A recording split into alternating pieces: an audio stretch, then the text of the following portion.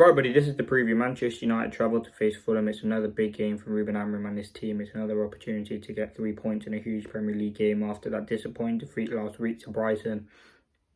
Ruben Amorim's squad look to bounce back is a huge opportunity. We got that late last-minute winner against Rangers, and I think it's a big game. Now, in terms of team news, let's get into it now. Lenny Yoro, he felt something in his leg. Matthias de Ligt has a bruised foot from a touch that he made. Luke Shaw, he's not going to be back yet for another couple of weeks. Mazraoui didn't really give any update on him. So listen, we could be without a few players. Maguire looked like he had a niggle. I don't think Yoro will start this game, but most of the injuries are defensively, and that's where now we're probably going to be the weakest. But yeah, they're the injuries at the moment. Mason Mount, we don't know what's happening with him, but everyone else is fit and available to go. Now listen, Fulham are a very good side. If you look at the results, you look at the way that they play, they've got draws with Liverpool, draws with Arsenal. Like, they are a very, very good side, and Marco Silva has them playing some very good football. They're a couple places above Manchester United. And they've got some very, very good players. As I said, the results have been fantastic against the big sides.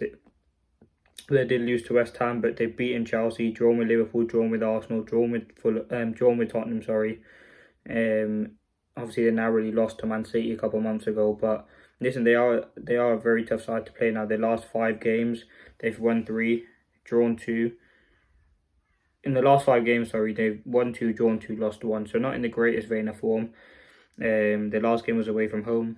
The last home game in the Premier League, they got a draw against Ipswich. We can definitely get at this Fulham side, is what I'm saying. But do you trust Manchester United? Because we haven't been playing great, to be honest with you. And I think Ruben Amorim has to change it. I think there will be some obvious rotations. And yeah, I mean, the biggest thing, let me get into the team. The biggest question is in goal. Does Bayindir start now? Amorim talked about in his press conference about how Bayindir, it was just a rotation. This move was always going to happen. He was always going to play Bayindir in this Europa League game. I think Onana will go back in goal. Obviously, in the last game, he made some very poor mistakes, and you're hoping you can just move past them. Again, I do think goalkeeper is on the list for United to sign. He's a very, very shaky keeper, but not at the highest priority, and I do think Onana is much better with his feet. And listen, he has saved us sometimes, so let's look at the positives with Onana now in terms of the back 3. I think right centre-back, I think it's going to be de Ligt. I think de Ligt will start. I think it'll be Maguire centrally and Martinez left centre-back. I think that will be the back 3. Mazraoui, listen, I think he's still out as a precaution. I don't think when he'll be back. De Ligt, it was just a bruise, so I think he should be fine to play this game. If not, who else do you really put in there? Johnny Evans, Lindelof, we'll have to wait and see. But right now, I'm going to go with de Ligt, Maguire, Martinez, Yoro again. I felt something in his leg, and also has played 3 back-to-back games. So, or started 3 back-to-back games, so I don't think we'll be starting this one. In terms of fullbacks, I'm going to go AMAD right wing back. I'm going to go Delo left wing back.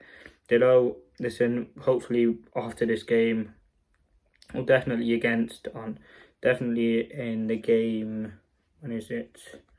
Let me see. Definitely in the game against Crystal Palace. Hopefully we have a wing back in by then, which is next week, and the window I think will be closed by then. Hopefully we can bring in a fullback by then. But definitely for Fulham and FCSB, we can hopefully see Delo not really at left back after that. Obviously you could see Malacia come in, and you could see Delo go to right centre back. That's something that did happen in the game against Rangers. But I think that's the team here go with. Now in terms of in midfield, listen, I think Collier deserves a start. But I'm going to go with Ugarte and Mainoo are going to come back in. Ugarte came on, Mainoo came on. It was just rotation. Listen, Collier's still going to come on. I'm sure in that next Europa League game you start Toby Collier. He had a very good game against Brighton and against Rangers yesterday. When I'm recording, a very, very top performance, and I think he's going to keep getting minutes. So yeah, Toby Collier for me, absolutely fantastic, and for me deserves to start. But I think what Amorim will do here, go back to Ugarte and Mainoo. They didn't start the game, they had a rest. I think Collier, someone who though next couple of games should be looking to get started, maybe definitely in the FA Cup next or 2 weeks Friday. Now then, in terms of forwards, Bruno's going to be one of them. Garnacho's going to be one of them, and I think it's going to be Højlund through the middle. Listen, for me personally, I would put Xerxes up front, again, keep holding on the bench, but we know Amorim's not going to do that. He likes to rotate the strikers.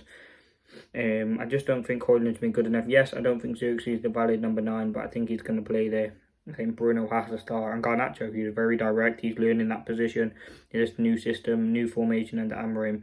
And I think we just have to trust Garnacho, and you just have to give him time. I think that's what will be given. He's a very, very good technical player. And I think you just have to allow him to take his time really to develop in this new system under this new manager. But I like this directness. I like the way he played. Obviously, Bruno had a very good performance. And we need AMAD in the wing-back position, that width to attack players 1v1 down that side. He's a constant threat, always running. I don't like him inside. I like him on the outside, running, 1v1 duels, running across and shots. And I think that's where you really get the best out of AMAD. And then, as I said, I want Xerxes through the middle, but it will probably be Rasmus Højlund. But yeah, listen, it's a big game against Fulham. As I said, they've got some decent players. Anthony Robertson's probably their danger man down that left-hand side, puts numerous crosses, energy. Don't actually wouldn't mind if United signed. And they've got some very good centre-backs as well, physical, dominant in the air. Obviously, we know Adama, he doesn't really start for them, but he can still come on and have a threat. Raul Jimenez, decent striker. Andreas Pereira, they are a very good side. And they have caused United issues before. I mean, in the last game, we beat them narrowly 1-0. But before that, we lost 2-1. So, listen, it can go either way. They are a decent side.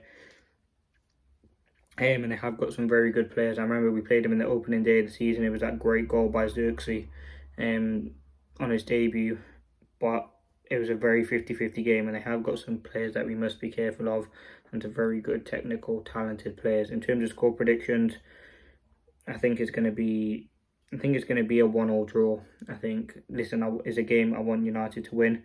But in the way that Fulham are playing at the moment, and the way that United are, I think it will be an even 1-1. If we can go away to Fulham, our away form is pretty good, to be honest, and get a result, it'll be absolutely fantastic. But let me know your thoughts. Thanks for watching.